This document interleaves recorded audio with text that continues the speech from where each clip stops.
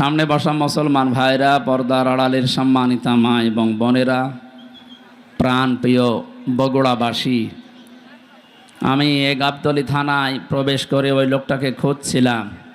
আগস্টের 5 তারিখের আগে এখানে আসার কারণে যিনি আমাকে এই মাঠের ভেতর দিয়ে তাড়া দিয়েছিল।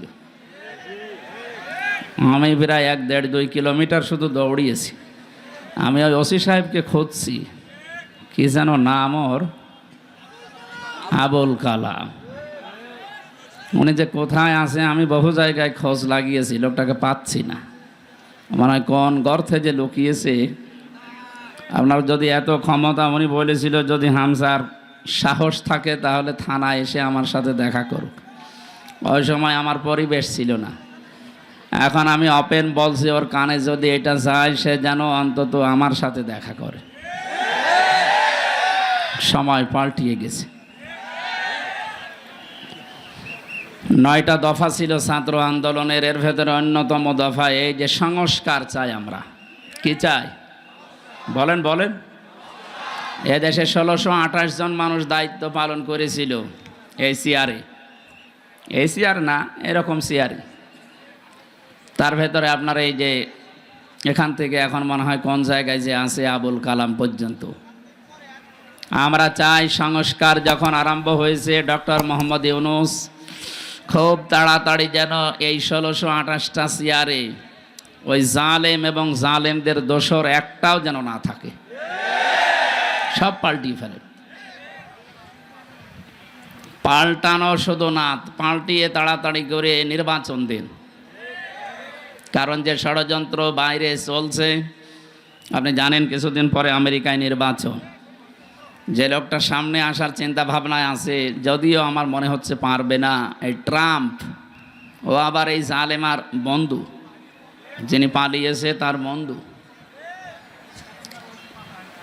সেই হিসাবে উনি তো বিভিন্ন মোড়লদের কাছে তদবির করছে যে আমি নির্বাচিত সরকার ছিলাম, আমাকে উৎখাত করা হয়েছে। এটা যে দাহা মিথ্যা কথা, শয়তানও বিশ্বাস করে।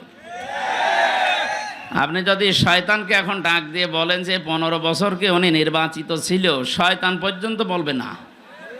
কথা বলে না কেন?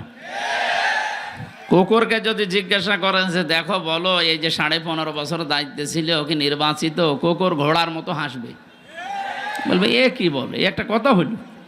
হ্যাঁ, নির্বাচনের আগে 154 জন হয়ে যায়, দিনের ভোট রাতে হয়ে যায়, ও আবার বলে যে আমি নির্বাচিত। ও আছে তাবাকুম, আল্লাহ বলেন আমি নির্বাচিত করি। এই বগুড়াবাসী, নির্বাচিত করা হয় যে পদ্ধতির মাধ্যমে, ওই পদ্ধতির নাম কি? নির্বাচন। বলেন বলেন বলেন। নির্বাচনের মাধ্যমে নির্বাচিত করা হয়। আমাদেরকে আজকে এলাকায় যত মানুষ আছে কোরআনে কারিম শোনার জন্য আল্লাহ নিজে নির্বাচিত করেছেন। বহু মানুষ ছিল, সবাইকে আল্লাহ আসতে দেয়নি।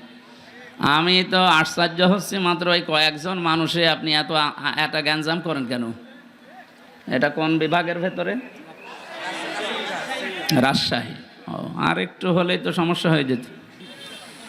এ বিভাগে জেলার পরেই তো যে জেলা শুরু, গাইবান্ধা, ওটা কোন বিভাগ? রংপুরে একটা নাম আছে, থাক, ওইটা বলার দরকার নেই। তা আপনাদের আচরণে যেন আবার ওইটা চলে না আসে।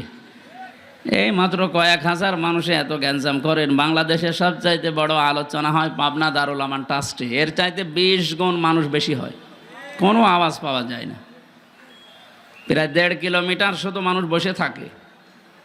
আর আপনারা এই কয়জন মানুষ এই আচরণ করেন, এটা রেকর্ড হচ্ছে। এই দেখেন কত ক্যামেরা। আপনি এখানে হাত তুলবেন তাও এটা তামাম দুনিয়ায় ছড়িয়ে যাবে। আর যা করছেন এটা বগুড়ার বদনাম হয়ে যাবে না? এটা জনাব তারেক জিয়া সাহেবের এলাকা নাকি? সম্মানিত ভাইরা, খুব সাবধানে। এখন কিন্তু চোখের পলক ফেললেও মিডিয়া ছড়িয়ে দিচ্ছে। কয়েকদিন আগে আপনাদের এই জেলার কৃতি সন্তান জনাব তারেক জিয়া ভাইয়ের সাথে আমি কথা বলেছিলাম হোয়াটসঅ্যাপে। ওনাকে জানিয়েছিলাম যে আপনার জন্মস্থান বগুড়া, ওখানে যাচ্ছি।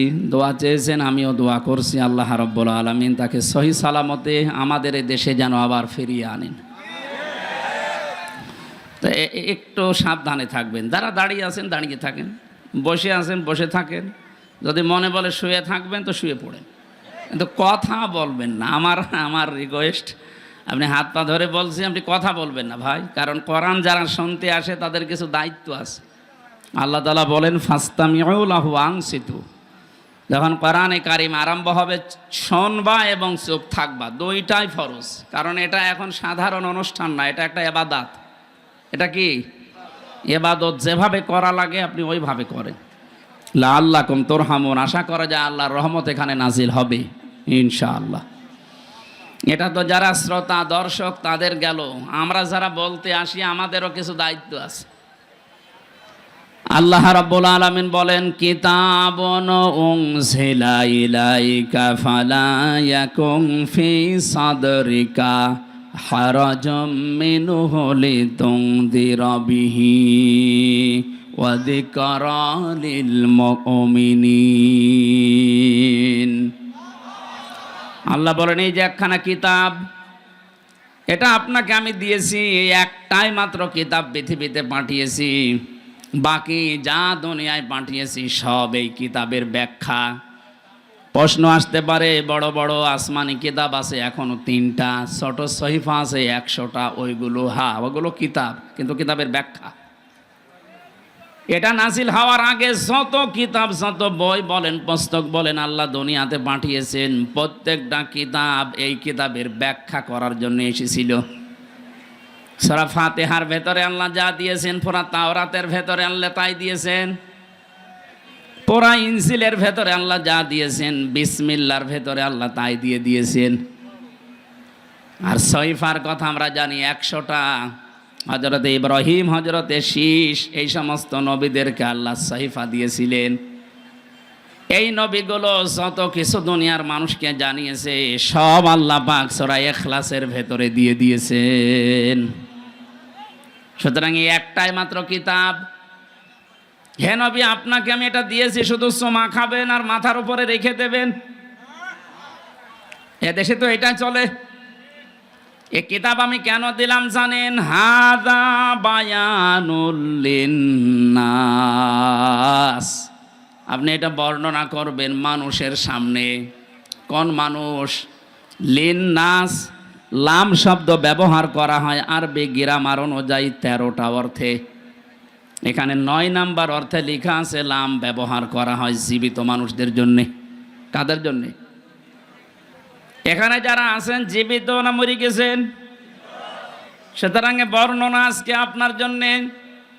যদিও 15.5 বছরের নিয়মটা অনেকে তুলে দিয়েছিল, কোরআন আপনি পড়বেন বোঝাবেন, পড়েন বোঝান মরা মানুষকে, জীবিত মানুষদেরকে কোরআন শোনাবে ব্যবস্থা করলেই বন্ধ করে দিত। এমনকি এমন সিস্টেম তৈরি করে রেখেছিল 14 জায়গায় পারমিশন নেওয়া লাগবে, ও ছাতা কেউ নেবেও না, কোরআন শুনতেও যাবে না। অলিখিত একটা ঘোষণা ছিল, কোরআন যেন মানুষ শুনতে না পারে। এই উপলব্ধিটা ছিল আবু জেহেলের। 1500 বছর আগেও জেনেছিল যে আমি যে চেয়ারে বসে আছি এটা তো অবৈধ চেয়ার। জনগণ যদি মুহাম্মাদুর রাসূলুল্লাহর কণ্ঠে কোরআন শোনে আর কোরআন যেটা বলতে চায় ওটা যদি বুঝে ফেলে, তাহলে আমার যে চেয়ার আছে এ চেয়ার থাকবে না। কথা বলেন না কেন? এই 15.5 বছরে যারা ছিল ওরা আবার ভালোভাবে বুঝতো যে কোরআন যেটা বলতে চায় ওটা আমাদের সাথে মিলবে না। এই জন্য বিভিন্ন জেলাতে গেলেই বলে হুজুর আমাদের বিরুদ্ধে বলবেন না। আরে ভাই, আপনার পক্ষে বলার মতো কোনো আয়াত তো কোরআনে নেই। আছে? ছাত্রলীগকে নিষিদ্ধ করার পরে অনেকে বলছে না ঠিক হয়নি, ওদের নিষিদ্ধ করার 1000 কারণ আমি জানি। বিশ্বজিৎকে হত্যা মামলায় যে লোকটা আমার সাথে 3 বছর জেলে ছিল, আবরার ফাহাদকে হত্যা মামলার 16 জন আমার পাশে ছিল। ওরা কেন এই কাজগুলো করেছে, কাদের নির্দেশে করেছে, সব এখন আফসোস কর। ওদেরকে নিষিদ্ধ করার জন্য 1000 কারণ আমি জানি, কিন্তু ওদেরকে আপনি জায়েজভাবে কাজ করতে দেবেন একটা কারণ বলতে পারবেন না। ওরা যে যেভাবে বৈধভাবে দেশে চলবে কোনো কারণ নেই। 5 আগস্টের আগের দিন 4 তারিখে আমি দেখেছি একটা ছেলে হেঁটে যাচ্ছে, আর হেলমেট মাথায় দিয়ে এরকম একটা বড় সোরা নিয়ে একেবারে মনে হচ্ছে গরু কোপ মারছে। এই দৃশ্য তামাম দুনিয়া দেখেছে। ওই ছেলেটা বেঁচে আছে কিনা আমি জানি না। এরপরও আপনি কোন বিবেকে বলেন যে ওদেরকে নিষিদ্ধ করা ঠিক হয়নি?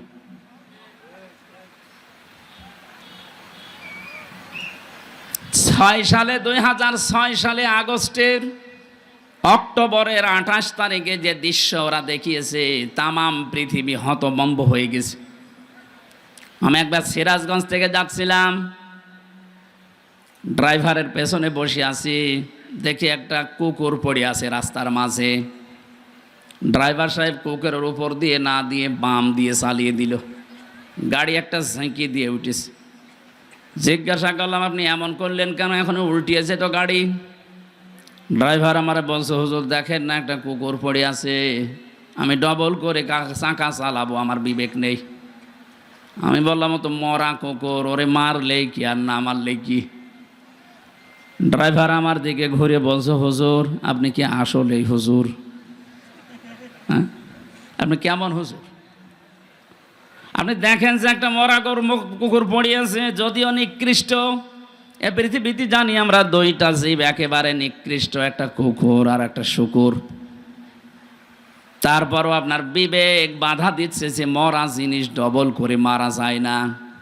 অথচ গত বছরে, ওই সময় ছিল 7 সাল, গত বছরে 6 সালের অক্টোবরের 28 তারিখে তামাম বাংলাদেশ থেকে একজনের নির্দেশ মতো লগি বৈঠা নিয়ে সৃষ্টির সেরা মানুষকে পিটিয়ে মারার পরে ড্যান্স দিয়েছে। এদেরকে আপনি মানুষ বলেন কোন কায়দায়?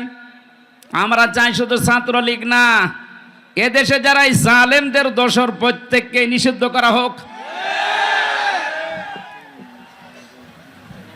যারা মানুষের ভেতরে পড়ে না, ওদের কিসের রাজনীতি? আরে মানুষ তো রাজনীতি করবেই মানুষের জন্যে। সে যদি মানুষ পিটিয়েই মেরে ফেলে, তো ওর রাজনীতি করার দরকার কি? আপনি অন্য নীতি করেন।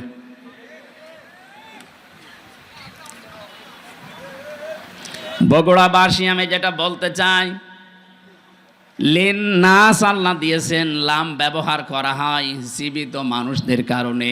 সুতরাং কোরআন শোনানো লাগবে, কোরআন বোঝানো লাগবে জীবিত মানুষকে, না মরা মানুষকে। আমরা এই সিস্টেম পাল্টাতে চাই। মানুষ মারা গেলে দেখা যায় উনি ডাক দিয়েছে 10 জন হাফেজ মালুম কোরআন শরীফ পড়েন, ও মরিয়ে গেছে, পড়ি করবেন কি?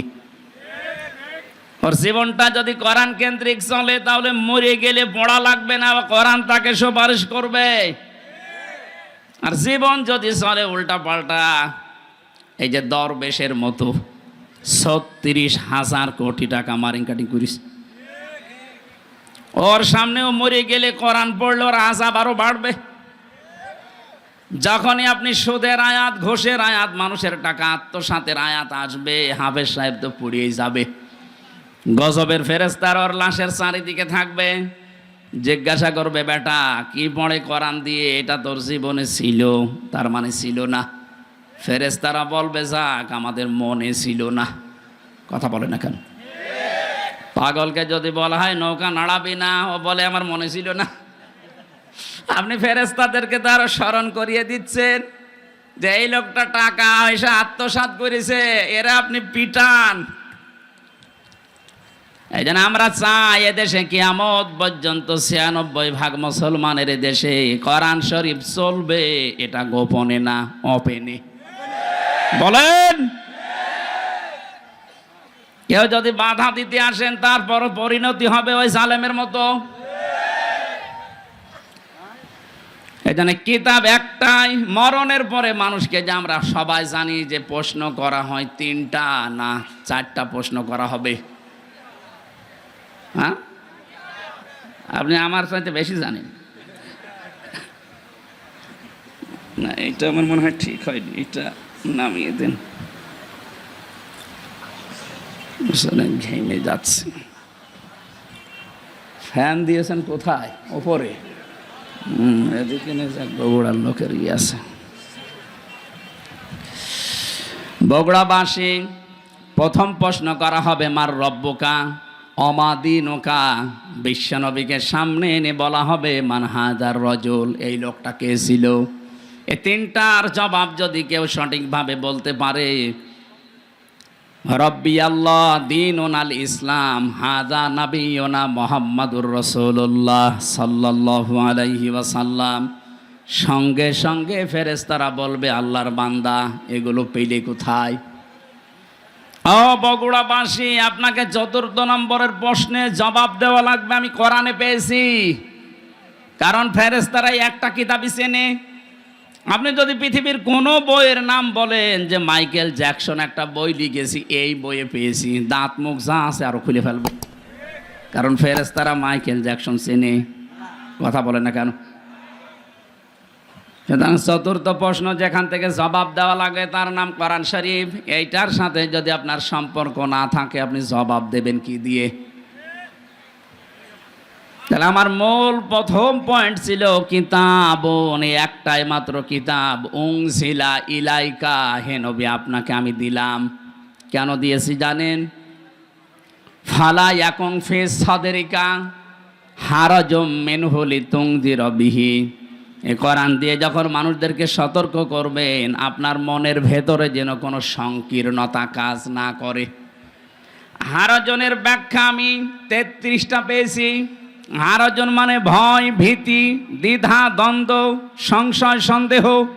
33টা অর্থ লেখা আছে তাফসিরে। আপনার মন থেকে এগুলো সব দূর করে কোরআন প্রচার আরম্ভ করবেন। ঘন্টার পরে ঘন্টা কথা বলার দরকার নেই। এ পৃথিবীতে বিশ্ব নবীর মতো এত বড় বক্তা, এত বড় মুফাসসির মাত্র 27 মিনিট কথা বলেছিলেন।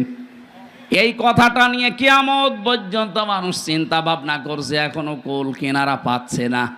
আর আমাদের 2-5 ঘন্টা চলে যায়, আমাদের কথাই শেষ হয় না। কারণ আমাদের কথার ভেতরে তো কোনো মাল নেই। কথা বলেন না কেন? নবীজির এক একটা কথা নিয়ে চিন্তা হচ্ছে, গবেষণা চলছে। বিদায় হজের যে 27 মিনিটের ভাষণ, এখনো পর্যন্ত মানুষের কোল কিনারা করতে পারেনি যে কিভাবে নবীজি এত সুন্দর করে সাজালেন। এই জন্য যখন কথা বলা লাগবে কোরআন দিয়ে, তখন নিজের মনে যেন কোনো সংকীর্ণতা, ভয়, ভীতি কাজ না করে।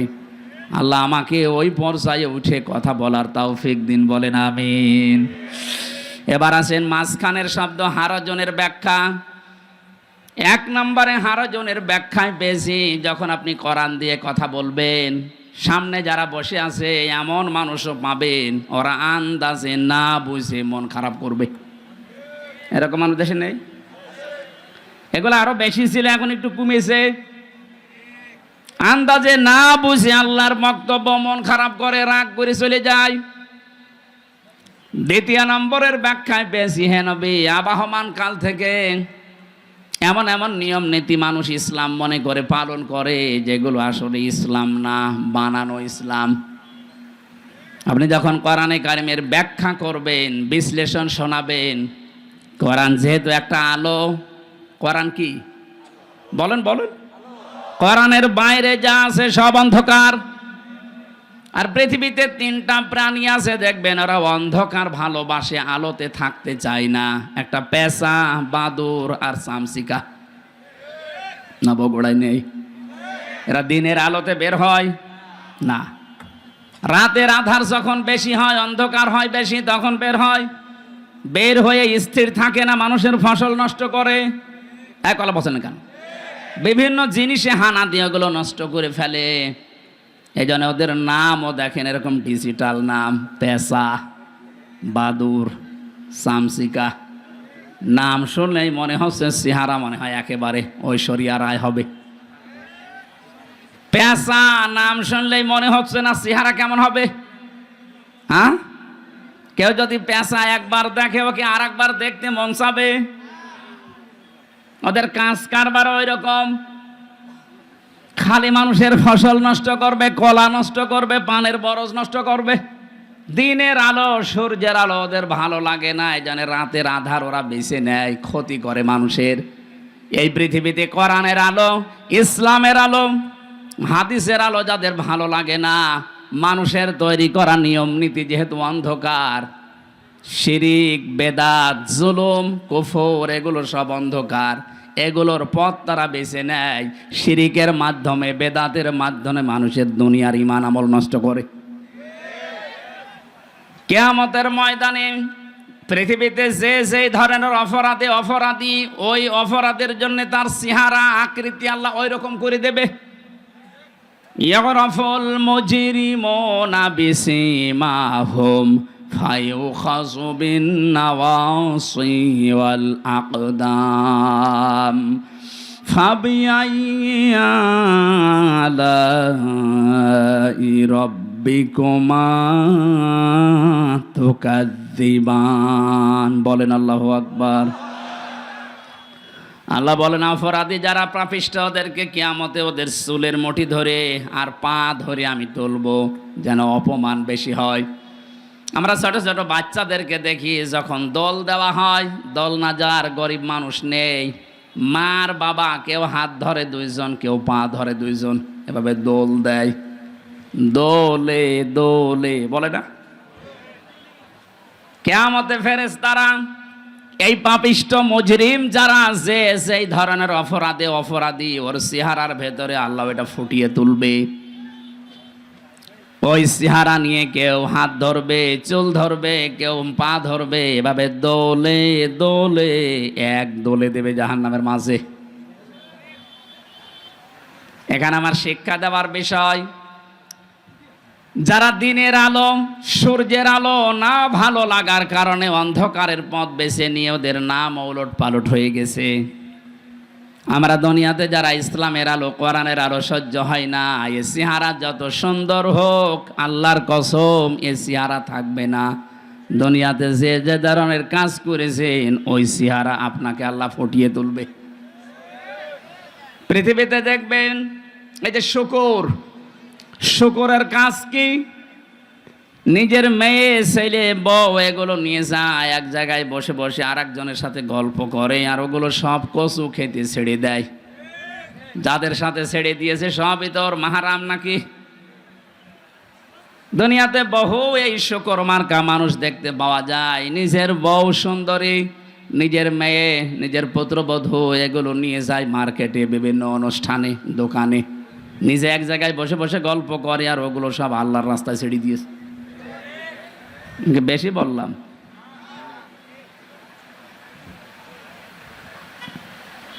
অনেকে এমনও দেখা যায়, নিজের স্ত্রী যদি একটু সুন্দর হয়, ও দিশায় পায় না, করবে কি? ও মনে করে মানুষকে দেখাতে পারলেই সওয়াব। আমি যখন বিশ্ববিদ্যালয়ে ছিলাম, ওই সময় দেখে কুষ্টিয়ার ওই যে গোল চত্বরে একজন নিয়ে যাচ্ছে মোটর সাইকেলে করে তার বউ। সালাম দিলাম, বললাম কে? তোমার ভাবি। কি পরিয়েছে নে?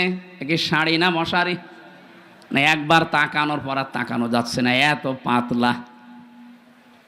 আমার কানের কাছে মুখ নিয়ে বলছে, হামজা, আমি তো সারা জীবন দেখলাম, আমি আর কত দেখবো? এলাকার মানুষের হক নেই? হক আদায় করে বেড়াচ্ছে। এরকম হক আদায় করা পাবলিক দেশে নেই। যারা নিজের বউ দিয়ে, মেয়ে দিয়ে, পুত্রবধূ দিয়ে হক আদায় করেন, কিয়ামতের দিনে আকৃতি আল্লাহ বানিয়ে দেবে শুকুরের। আমার তো এই আয়াতের ব্যাখ্যা পড়ার পরে মনে হয় বাংলাদেশে বহু মানুষের আকার থাকবে না, শুকুর হয়ে যাবে। কথা বলেন না কেন? কিছু মানুষকে আল্লাহ কুকুরের আকৃতি দিয়ে তুলবে। কুকুরের স্বভাব হচ্ছে, আপনি দুইটা কুকুরকে খাবার দেন, একটাকে যা দিয়েছেন ও মরণ পর্যন্ত খেলেও শেষ করতে পারবে না, এত খাবার ওরা।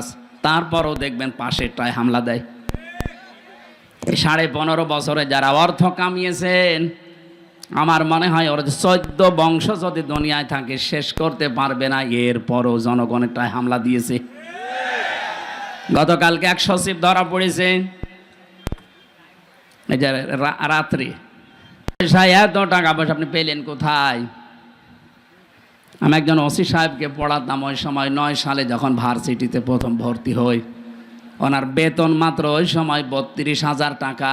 ওনার ছেলে মেয়ে বউ ঢাকাতে যে ফ্ল্যাট নিয়ে থাকে, ওটার ভাড়া হচ্ছে 55,000 টাকা। আমি একদিন বললাম, স্যার আপনার বেতন 32,000, অথচ আপনার ফ্ল্যাট যেটা ভাড়া আছে, আপনার বউ ছেলে মেয়ে থাকে ঢাকাতে, এটা 55,000। কিভাবে কি? আচ্ছা হুজুর, সব আল্লাহ চালায়। কে চালাচ্ছে? সব আল্লাহ চালাচ্ছে।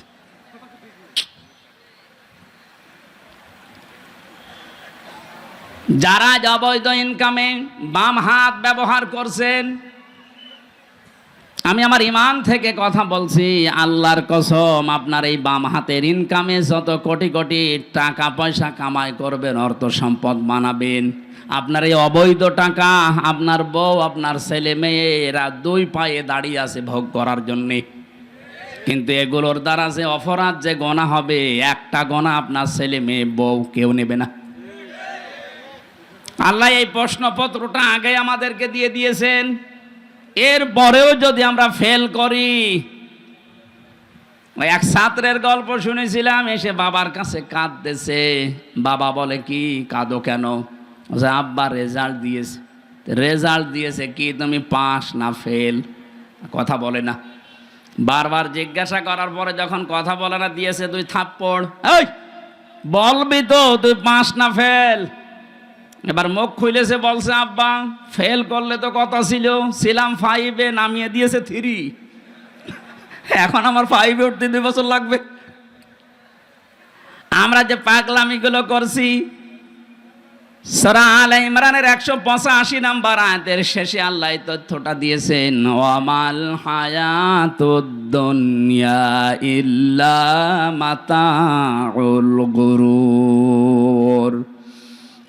পৃথিবীর বান্দা বান্দিরা, দুনিয়ার জীবনটা কিন্তু একটা খেলাধুলা, এটা ধোঁকা। তোর স্ত্রী তোর জন্য ধোঁকা, তোর সন্তান আদি মা বাবা, এমনকি দুনিয়ার যত মানুষ তোকে ভালোবাসি বলে দাবি করে, সবগুলোই ধোঁকা। এগুলো সব কাট হয়ে যাবে চোখ বন্ধ হওয়ার পর।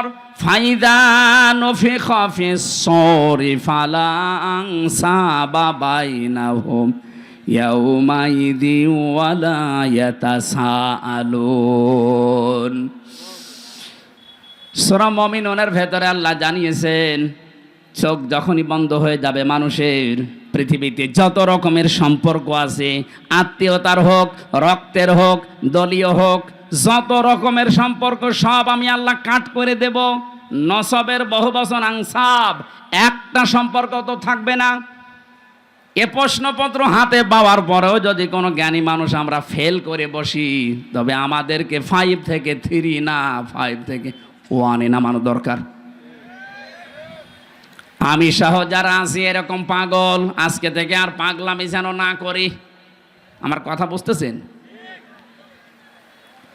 কিয়ামতে যদি কুকুরের সুরত নিয়ে ওঠা লাগে, যে আমি কি করলাম এ বিশাল সম্পদের পাহাড় তৈরি করে, আমি ভোগও করতে পারলাম না। দুনিয়াতেই যদি এই অপমান, এই যে সচিব যিনি ধরা পড়েছে রাতে, ওনার যে এখন কি হবে উনি জানি আর আল্লাহ জানি।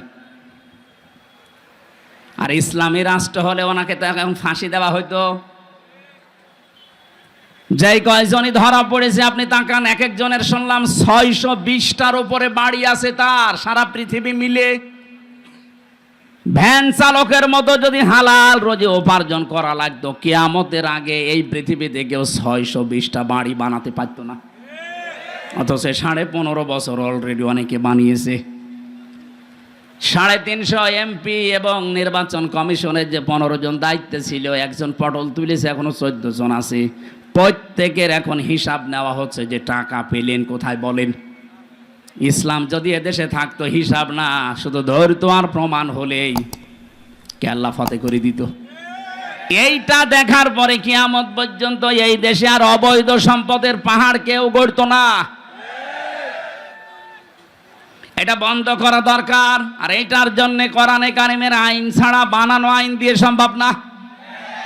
যেহেতু এখনো কোরআনে কারিমের আইন এদেশে আসেনি, আমরা যারা বিবেকবান আছি, কিন্তু বিবেকটা কাজে লাগান। কুকুরের মতো স্রোত নিয়ে কিয়ামতে উঠলে কি হবে আপনার? আপনি মনে করেন 2000 বছর হায়াত পেলেন, 2000 বছর পরে তো মরবেন নাকি? কথা বলেন না কেন? আপনার যাতে কত বড় বড় মহারথী কবরে চলে গেছে। বিশ্ব নবীকে আজরাইল অফার দিয়েছিল, আপনি যদি থাকতে চান যতদিন ইচ্ছা থাকতে পারবেন। নবীজি বলেছেন তারপরে কি? বলে হ্যাঁ, তারপরে মরা লাগবে। নবীজি বললেন, দেখো মরায় যদি লাগবে তখন আর আমার রেখে যাওয়া দরকার নেই, আমার নিয়ে চলো। তারে তো অফার দেওয়ার পরেও তিনি গ্রহণ করেননি, আর আপনার অফার নেই। সর্বোচ্চ এদেশের এখন গড় আয়ু হচ্ছে 65-67 বছর। আপনি এরপরে যদি বেঁচে থাকেন মনে করবেন আপনি বোনাস পেয়েছেন, আমাদের হায়াত ধার করে বেঁচে আছেন। কথা বলেন না কেন? যিনি পালিয়ে গেছে বারবার ওখান থেকে, যে মোবাইলে কল রেকর্ড করে এডিটিং করে ফাঁস করছে, বলছে আমি আসতেছি, লিস্ট করে রাখো। তা আপনি আবার কবে আসবেন? আপনার যা বয়স, এ বয়সে তো এমনি আমাদের হায়াত নিয়ে আপনি বেঁচে আছেন। কথা বলেন না কেন? 65 থেকে 67 যদি গড় আয়ু হয়, তাহলে ওনার বয়স এখন, কথা বলেন না কেন? উনি আমাদের হায়াত নিয়ে বেঁচে আছে, তারপরও বলছে আমি আসতেছি। আমরা এই মুহূর্ত থেকে শুধু মাহফিল শুনতে আসা না, আমরা এই মুহূর্তে সিদ্ধান্ত নেওয়া লাগবে কিয়ামতে যেন আমার আকৃতিতে অন্তত হামজার আকৃতি থাকে, কুকুর হয়ে না যায়। কিছু মানুষের আকার হবে সাপের মতো। তাফসিরে ফি জিলালিল কোরআন মুফাসসির লিখেছেন, সূরা রহমানের এই তাফসিরে 10 প্রকার আকৃতির কথা ওখানে আছে। সাপের কাজ কি? একটা মানুষকে সবল দেয়, লোকটা মারা যায়, সাপের কোনো লাভ হয়? বলেন না কেন? 15.5 বছর আপনি তাকান, অধিকাংশ মানুষের চেহারা সুরত কিয়ামতে সাপের মতো হবে। কারণ এরা সকাল থেকে ওঠার পরে বিকাল পর্যন্ত শুধু ধান্দায় থাকতো, কার ক্ষতি করব, কাকে বিপদে ফেলবো, কাকে মিথ্যা মামলা দিয়ে ধরিয়ে দেব। লোকটার মাঝখানে ক্ষতি হয়ে যেত, এর কোনো লাভ হইতো না। এর লাভ হয়তো একটু পদ পেত। কারণ এই দেশে যত নিরীহ মানুষকে আপনি বিপদে ফেলতে পারবেন, এই জালেমদের নীতি ছিল তাকে উপরে তুলে দেওয়া। কি হয়েছে এখন আপনার? এই জন্য আহ্বান জানাচ্ছি, শুধু দুনিয়া না, আর একটা জগৎ যেহেতু সামনে আছে, আমাদের আকার আকৃতি যেন সাপের মতো, কুকুরের মতো, শুকুরের মতো, পেশাবাদুর সামসিকার মতো হয়ে না যায়। আমাদের এই আকার আকৃতি যেন কিয়ামতে আল্লাহ মানুষের মতো রাখে। বলেন আমিন। আবহমান কাল থেকে এমন এমন নিয়ম নীতি চালু করা আছে ইসলামের নামে, হে নবী যখন কোরআনের তাফসির করবেন, ব্যাখ্যা করবেন, ওইগুলো টিকবে না। কারণ কোরআন মানে আলো, আলো আসলে অন্ধকার দূর হবে। আলো জ্বালালে অন্ধকার দূর। অন্ধকার যখন দূর হয়ে যাবে, ওরা চিন্তা করবে একই এতদিন আমি এই জুলুমের ব্যবসা, শিরিকের ব্যবসা, বেদাতের ব্যবসা করে খাচ্ছিলাম, এ দেখি সব উল্টিয়ে গেল। ওই মানুষগুলো তখন আপনার উপরে রেগে ফেলবে, এমনকি আপনাকে তেড়িয়ে আসবে মারার জন্য। এটা সূরা হজের ভেতরে আছে। ওই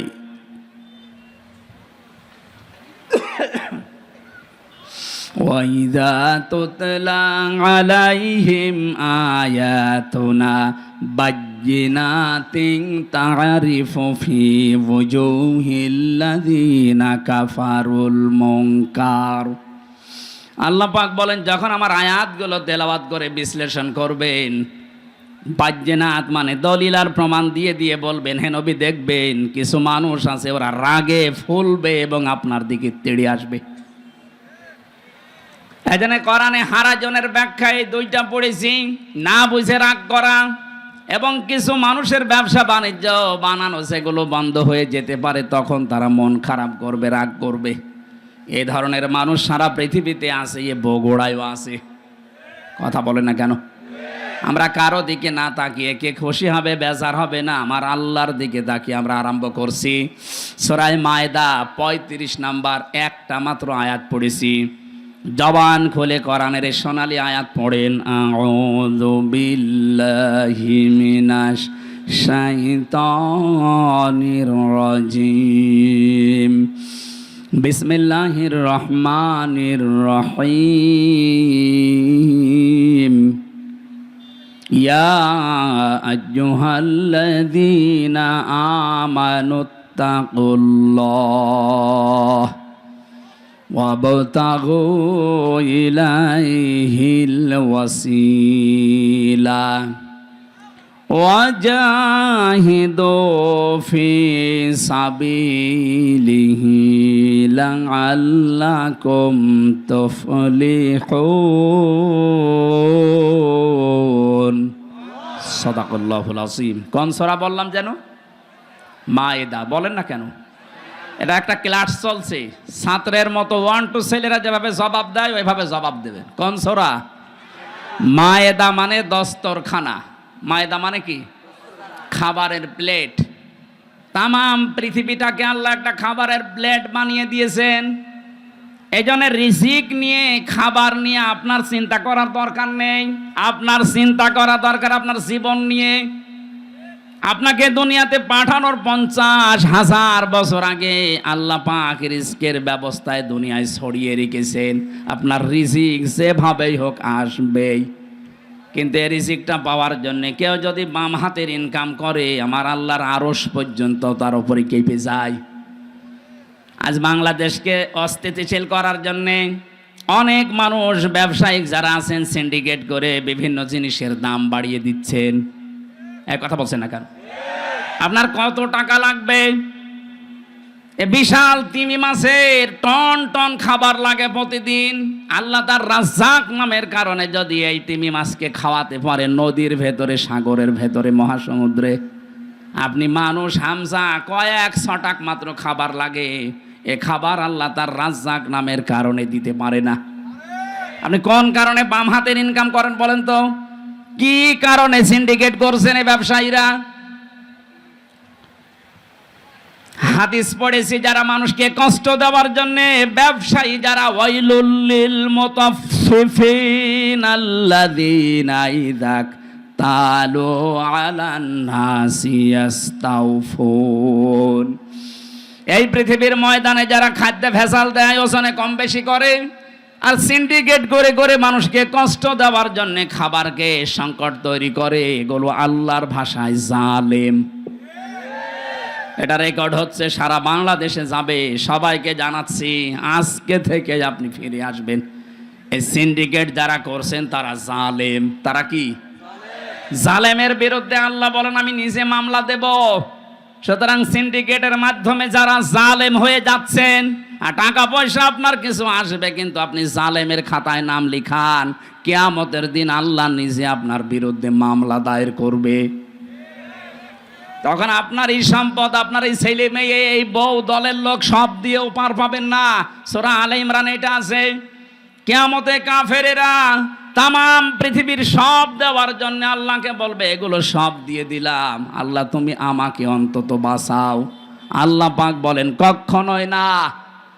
এটা সূরা মারিজের ভেতরে আছে। ইয়াওয়াদ্দুল মুজরিমু লাউ ইয়াফতাদি মিন আযাবি ইয়াউমিযিন বিবানি ওয়া সাহিবাতিহি ওয়া আখি ওয়া ফাসিলাতিহি আল্লাতী তুবি ওয়া মান ফিল আরদি জামিআ সুম্মা ইউনজি। আল্লাহ পাক বলেন প্রথমে যখন বিচার করব, এই মানুষগুলোর যারা জালেমের তালিকায় নাম আছে এদেরকে ডাক দেওয়া হবে। সিন্ডিকেট করলে তার নাম আল্লাহর তালিকায় কি বলেন তো? আরো জোরে, জোর হলো না, আর একবার। এদেরকে ডাকার পরে ওরা বলবে আল্লাহ আমার এই যে মেয়ে আছে, আমার বউ আছে, আমার স্ত্রী সন্তান আছে, আমার টাকা পয়সা আছে, আমি কামাই করেছি বৈধ অবৈধ মিলে, অমাং ফিল আরদি জামিআ, এমনকি দুনিয়া যা আছে আমার স্থাবর অস্থাবর সব আমি দিয়ে দিলাম। এগুলো কি আর কি মনে হচ্ছে আপনার কাছে? আল্লাহর কথা কোনো মিথ্যা নেই। আল্লাহ বলেন এর পরেও লোকটা কেঁদে কেঁদে শেষে বলবে সুম্মা ইউনজি, আমাকে আপনারা মাফ করেন। আজকে সচিব যেভাবে হাত জোড় করেছে সেনাবাহিনীর কাছে যে যা আছে সব নিয়ে যান, আমারে বাঁচান, ওরা ছেড়ে দিচ্ছে। সেনাবাহিনী যদি আপনাকে না ছাড়ে অবৈধ ইনকামের কারণে, কিয়ামতে মাহশারে আদালতে কোটি কোটি মানুষ থাকবে, সবার সামনে আপনার বিচার হবে। আল্লাহ পাক বলবেন না, কাল্লা, কখনোই না, ইন্নাহা লাজ, তোরে আমি লাজাই দেব। লাজা কি? না, কাল্লা ইন্নাহা লাযা, তবে আমি লাজাই দেব। কোরআনে কারিমের সূরা মারিজের আয়াতের ভেতরে আল্লাহ বর্ণনা দিয়েছেন লাজাই দেওয়া হবে তোরে। নাযাআতাল লিশাওয়া তাদউ মান আদবারা ওয়া তাওয়াল্লা ওয়া জামাআ ফাআওয়া। লাজার প্রথম পরিচয় আল্লাহ বলেন এমন একটা জাহান্নামের দরজা দিয়ে তোরে প্রবেশ করাবো, ওই ঘরে ঢুকলেই তোর চামড়া আগে আলাদা হয়ে যাবে। পৃথিবীতে বহু শাস্তির জায়গা আমি দেখেছি। আয়না ঘরে আমারে 10 দিন যে অত্যাচার করেছিল ওরা আমার উপরে, আমি নিজে তো সাক্ষী, আমি দেখেছি। উল্টো করে আমারে চলিয়েছে, চোখ বেঁধে পেছনে হাত হ্যান্ডকাপ দিয়ে মাজায় দড়ি দিয়ে 11 ঘন্টা টাঙিয়েছে। খাবার দাবার না, পানি চেয়েছিলাম বলে পানি নেই। বহু প্রশ্ন আমাকে করেছে, যে সমস্ত জিনিস দিয়ে যে নখ তুলে নেয়, এই সমস্ত জিনিসগুলোর সামনে এনেছিল। অত্যাচার জুলুম যতটুকু আমি পেয়েছি, কিন্তু আমার শরীর থেকে কোনো চামড়া খসেনি। কথা বুঝতেছেন? হ্যাঁ, কিছু মানুষের নখ তোলা আছে আমি দেখেছি। ওই মাটির নিচে যে ঘরের ভেতর আরো অত্যাচার করে, ওই মানুষগুলোর কিছু হাড়ও আমাকে দেখিয়েছে যে এইগুলোকে শেষ করে ফেলেছি। শিবিরের কেন্দ্রীয় সাবেক সভাপতি দেলাওয়ার ভাই এবং মাসুদ ভাইকে যারা কুত্তার মতো পিটিয়েছিল, কুকুরকে যেভাবে মানুষ পিটায়, লাঠি দিয়ে, গোতা দিয়ে, লাঠি দিয়ে যেভাবে মারে, আমারে বলছিল যে এইভাবে আমরা মেরেছিলাম। আল্লাহ এমন শোধ নিয়েছে, এখন তারা গর্তের ভেতর থেকে বের হওয়ারও কায়দা নেই। তা আমি এখানে নাযাআতাল লিশাওয়া এর ব্যাখ্যায় কথা বলছিলাম। পৃথিবীতে বহু শাস্তির জায়গা আমি দেখেছি। পৃথিবীর বড় বড় হাজতখানার নাম শুনেছি, কারাগারের। আমেরিকার ওই কারাগার খুব কঠিন, ব্রিটেনের কারাগার খুব কঠিন, রাশিয়ার কারাগার খুব কঠিন, কিন্তু মানুষের চামড়া তুলে ফেলে এমন জায়গা আমি শুনিওনি, পাইওনি। আল্লাহ বলেন এমন একটা ঘর বানিয়েছি, ওখানে ঢুকলে আগে চামড়া খসে যাবে। এই লাজা কাদেরকে ডাকবে জানো? 2টা গুণ যাদের ভেতরে আছে। তাদউ মান আদবারা ওয়া তাওয়াল্লা, ওদেরকে লাজায় ডাক দেবে, আসো ভাতিজা আসো। বলে না এটা? আসো ভাতিজা আমার দিকে আসো। কাদের? যারা সত্যকে সত্য জানার পরে মুখ ফিরিয়ে থাকতো। এ বাংলাদেশে এই রোগ বেশি, চোখে আঙ্গুল দিয়ে দেখিয়ে দেওয়া হয়, এরপরও ঘাড় ঘুরিয়ে চলে যায়। আপনার কি করা লাগবে? ফেরেশতা এসে আপনাকে পিটাবে, তাহলে তো সব হয়েই গেল। নবীজিকে আল্লাহ জানিয়েছেন, হে নবী আপনি দাওয়াতি কাজগুলো করেন। ওরা যে মানতে চায় না, ওরা কি চায়? ওরা কি চায় যে মেঘ থেকে কেউ এসে আপনার নবুয়তের সাক্ষী দিক। এরকম যদি কেউ দেয় তাহলে আমার আর দুনিয়ায় পাঠানোর দরকার কি? এটা তো পরীক্ষার জায়গা। আমাকে না দেখে ওরা ফিরে আসে কিনা আমি এইটা দেখতে চাই। সুতরাং সত্যকে সত্য জানার পরেও যারা মুখ ফিরিয়ে চলে যান, ঘাড় ঘুরিয়ে চলে যান, আপনার স্থান হবে ওই লাজায়। গেলে আপনার চামড়া আগে খসে যাবে। ও জামাআ ফাআওয়া, 2 নম্বরে যারা মাল সম্পদ জমা করে আর বারবার হিসাব করে কত হচ্ছে। 15.5 বছরে বহু মানুষ এই করেছিল, শুধু জমা করতো আর হিসাব করতো কিরকম হয়েছে। একটাও এখন ভোগ করার কোনো কায়দা আছে? এখন যে দাবি করবে এইটা আমারও, দাবি করলেও মার খাবে। আমার ভাইরা, আমি যে কথাটা তুলেছিলাম, সূরা মায়েদা আল্লাহ রাব্বুল আলামিন জানাতে চেয়েছেন, বান্দা মাত্র কয়েক 6টা খাবার লাগে তোমার জন্যে। এতটুকু খাবারের জন্য তুমি ডান বাম হাত কিছু মানো না, সব হালাল করে নাও বাবা, শাহজালাল সব হালাল। অথচ তামাম দুনিয়াটা আমি দস্তরখানা খাবারের প্লেট বানিয়েছি। আজ যারা সিন্ডিকেট করে করে মালের দাম বাড়িয়ে দিচ্ছেন, কিয়ামতে আপনাকে আল্লাহ নিজে লাজায় ঢুকিয়ে দেবে। বলেন নাউজুবিল্লাহ। এটা শুধু যদি বগুড়ার জন্য হতো এই আয়াতগুলো আমি পড়তাম না। সারা বাংলাদেশ সহ বিশ্বের সব জায়গায় এটা বিভিন্ন ভাষায় যাবে। সবাইকে উদ্দেশ্য করে বলছি, আমরা যেন পাগলামি না করি। কার জন্য করছেন? যার জন্য করছেন ওইটাই আপনার দুশমন হয়ে দাঁড়াবে। আল্লাহ পাক এই সূরাতে যতগুলো আয়াত দিয়েছেন, মাত্র একটা আয়াত আমি পড়লাম, 120টার উপরে আয়াত আছে। একটা মাত্র আয়াতে দেখেন কত কত কথা আল্লাহ লুকিয়ে রেখেছেন। এই জন্য তাফসির করতে গেলে যদি এক শব্দ নিয়ে কেউ চিন্তা ভাবনা করে, তার জীবন শেষ হয়ে যাবে, কোরআনের ওই শব্দের কথা শেষ হবে না। আল্লাহ এখানে প্রথমে ডাক দিয়েছেন ইমানদারকে, কোনো বেঈমানকে ডাকেননি। আমরা যেহেতু ইমানদার, আল্লাহ আমাদেরকে ডাক দিয়ে বলেন ইত্তাকুল্লাহ, আমাকে ভয় করো। ভয় করা মানে কি? এই যে দুবাই থাকে, এই ভাইয়ের মতো বিশাল জুব্বা গায়ে দিয়ে, পাগড়ি একটা মাথায় দিয়ে, হাতে তসবিহ নিয়ে শুধুমাত্র সুবহানাল্লাহ সুবহানাল্লাহ, এইটা না। ভয়ের ব্যাখ্যা পেয়েছি আমি 9টা। দুনিয়াতে সত্যি যদি কেউ আল্লাহকে ভয় করতে পারে, ভয় মানে খৌফ মানেও ভয়, তাকওয়া মানেও ভয়, ইনজার মানেও ভয়, কিন্তু ওই সমস্ত শব্দ না দিয়ে আল্লাহ তাকওয়া দিলেন কেন? খৌফ মানে সাপ দেখে ভয় করা, ইনজার মানে পুলিশ দেখে ভয় করা, কিন্তু তাকওয়া মানে আল্লাহর এমন ভয়, আল্লাহকে না দেখে ভয় করা শুধু না, তার নিষিদ্ধ কাজগুলো ঘৃণা করে ছেড়ে দেওয়া। তাহলে আজকে থেকে আমরা এই ভয় অর্জন করব। আল্লাহর যত নিষিদ্ধ কাজ আছে শুধু ছেড়ে দেব না, ওটা ঘৃণা করে ছেড়ে দিয়ে চলে আসবো। কথা বলে না কেন? তাহলে এই মাহফিল সাকসেস হবে, আমার জীবনে আমি কিছু পেতে পারি। এখন থেকে যদি আমল শুরু না হয়, সকাল থেকে আপনার আর মনে থাকবে না। আজকে থেকে, এখন থেকে আরম্ভ করা লাগবে। যাদের কাছে আল্লাহর নিষিদ্ধ যেই জিনিস আছে, এই মুহূর্তে এটা বাদ দেওয়া লাগবে। শুধু না, ঘৃণা করে। কি করে বলেন বলেন? এই যে মোবাইল, এই মোবাইলে অনেক মানুষের এমন কিছু আছে যেটা নিজে নিজে দেখলে আনন্দ পায়, ভালো লাগে, মজা লাগে, আর অন্য কেউ দেখলে লজ্জা পায়। এই কথা বলছেন না কেন? এইটাই নিষিদ্ধ। সেটা যদি আপনার বান্ধবীর নাম্বার থাকে, ওইটাও নিষিদ্ধ। যারা পরকীয়া প্রেমের নাম্বার রেখেছেন, ওইটাও নিষিদ্ধ। নিষিদ্ধ যে জিনিস, এটার সংজ্ঞা হচ্ছে যে যা নিজে দেখলে ভালো লাগে, অন্য দেখলে লজ্জা পায়। এই কথা বলছেন না কেন? এরকম যাদের আছে, এই মুহূর্তে এটা ডিলিট করা লাগবে, তাও ঘৃণা করে। কারা কারা ডিলিট করবেন হাত তোলেন তো। কি আছে দেখি, মোবাইল দেখি, মোবাইল দেন। মোবাইল নেই মানে ক্যামেরা না।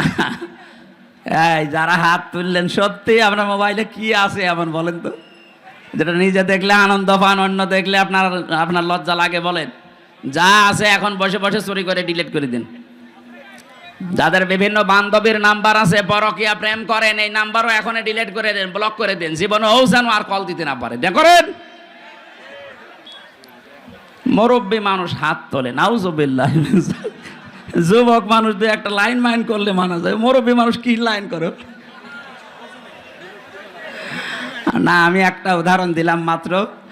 তাকওয়া মানেও ভয়, খৌফ মানেও ভয়। খৌফ আল্লাহ দেয়নি, দিয়েছেন তাকওয়া। তার মানে আল্লাহর নিষিদ্ধ কাজ আজকে থেকে যেইটা যেখানে বাঁধবে, ওটা শুধু ছেড়ে দেবেন না, ঘৃণা করে ছেড়ে দেবেন।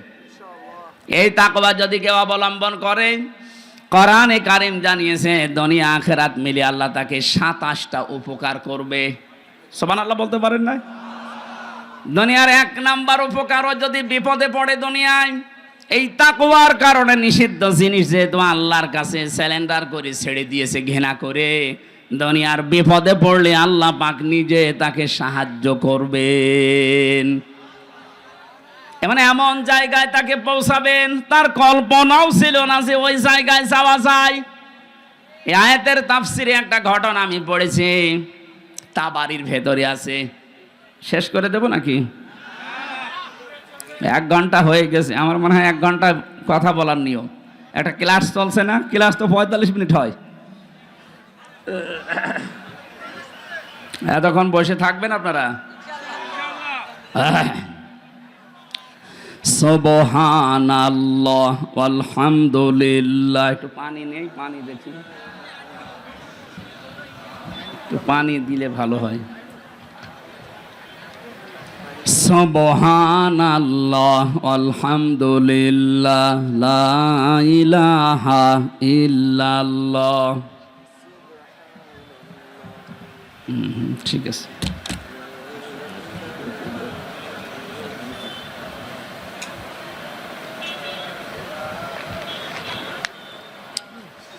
লাগিয়েছেন না, ঠিক আছে, রুচি আছে এদের।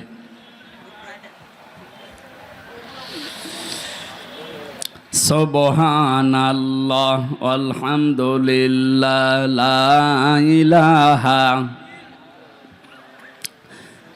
আমি জিকির করতে বললাম, আপনারা কি করেন? মহিলা প্যান্ডেলে যদি বলতাম যে জিকির করেন, তো আমার মনে হয় যদি 2-3 গুণ আওয়াজ বেশি দিত। আপনারা কি পুরুষ মানুষ আছেন? তো দেখেন, তো আগে দেখেন, জবান খুলে পড়েন সুবহানাল্লাহ আলহামদুলিল্লাহ লা ইলাহা ইল্লাল্লাহ আলহামদুলিল্লাহ লা ইলাহা ইল্লাল্লাহ সুবহানাল্লাহ আলহামদুলিল্লাহ লা ইলাহা ইল্লাল্লাহ লা ইলাহা ইল্লাল্লাহ মুহাম্মাদুর রাসূলুল্লাহ। বগুড়াবাসী, আল্লাহ রাব্বুল আলামিন পরের শব্দে আমাদেরকে জানিয়েছেন ওয়াবতাগু ইলাইহিল ওয়াসিলা। আমি আল্লাহ পর্যন্ত পৌঁছাতে। আরে ভাই, এর ভেতরে নিয়ে আসার সময় এখন কি আশ্চর্য। ঠিক আছে, যান, কি আসছে, যান, শেষ হলে নিয়ে আসেন।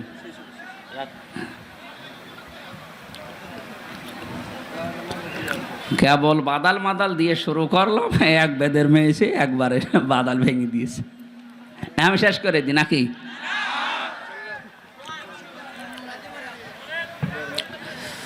বগুড়াবাসী, ওয়াবতাগু ইলাইহিল ওয়াসিলা, এই শব্দের ব্যাখ্যায় আমরা বিশেষ করে বাংলাদেশ, ভারত, পাকিস্তান, এই 3টা দেশে একটু ঝামেলা আছে।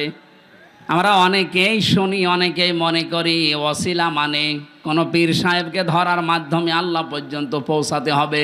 না, কোরআনে কারিমের তাফসিরের ভেতরে ওয়াসিলা শব্দের আমি 2টা অর্থ পেয়েছি। 1 নম্বরে ওয়াসিলা মানে নেক কাজ, 2 নম্বরে ওয়াসিলা মানে নবীর সম্মান। আপনি আল্লাহর কাছে পর্যন্ত যদি পৌঁছাতে চান, জীবনের নেক কাজ দিয়ে যাওয়া লাগবে, অথবা নবীর সম্মান, মুহাম্মদুর রাসূলুল্লাহর সম্মানকে দুনিয়ায় দেখিয়ে তারপরে যাওয়া লাগবে। তার সম্মান আজ ভুলণ্ঠিত হচ্ছে, তার আদর্শ আজ আমাদের কাছে নেই। এই আদর্শ গ্রহণ করে তাকে সম্মান দেওয়ার মাধ্যমে আপনি আল্লাহর কাছে একটা পজিশন তৈরি করতে পারবেন। তাছাড়া আমার অমুক বাবা ছাড়া আল্লাহর কাছে যাওয়া যাবে না, এটা বানানো কথা, ওদের দরবারের কথা ওইটা। ওয়াবতাগু ইলাইহিল ওয়াসিলা, আমি আল্লাহর কাছে তোমার পজিশন আছে কিনা, কোনো চেয়ার আছে কিনা, তোমার মান মর্যাদা আছে কিনা একটু খেয়াল করো। আজকে বগুড়া জেলার দ্বারা দায়িত্বে আছে, ওনারা বিএনপিতে আছে, তারেক জিয়া সাহেবের কাছে ওনাদের একটা পজিশন আছে, এই জন্য চেয়ারটা ওনাদের দিয়েছে। আল্লাহ রাব্বুল আলামিনের কাছে যদি আপনার কোনো পজিশন তৈরি করতে হয়, অবশ্যই জীবনে আপনার নেক কাজ মাস্ট বি লাগবেই, এবং নবীর সম্মান রক্ষা করার জন্য তার আদর্শ গ্রহণ করা লাগবে। এই 2টার মাধ্যমে আল্লাহর কাছে আপনার একটা দাম তৈরি হবে, একটা চেয়ার তৈরি হবে, যেখানে কথা বললে আল্লাহ রাখবেন। আল্লাহ এরপরে বলেন, এই পজিশন তৈরি করার জন্য যত রকমের রাস্তা আমি তৈরি করে রেখেছি, তার উত্তম রাস্তা হচ্ছে ওয়াজাহিদু ফি সাবিলি, আমি আল্লাহর রাস্তায় এই দুনিয়াতে জিহাদ করা। এই শব্দটা শুনলে অনেকের রাগ হয়, অথচ জিহাদ আর এই যে জঙ্গি জঙ্গি করে যারা চালাচ্ছেন, এ জিনিস এক না। অন্যায় যেখানে, প্রতিবাদ সেখানে, এর নাম জিহাদ।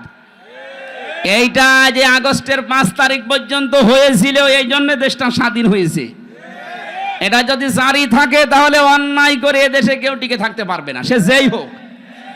এই জন্য আল্লাহর কাছে যেতে হলে এই জিহাদ অব্যাহত রাখা লাগবে। যে যেখানে আছেন ওই জায়গা থেকে আপনার প্রতিবাদ হবে, সে যে যতটুকুই হোক।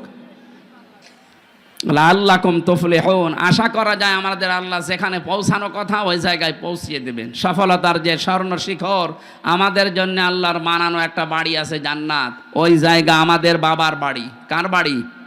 হযরত আদম আলাইহিস সালাম আমাদের বাবা না? ওনার বাড়ি ওইটা।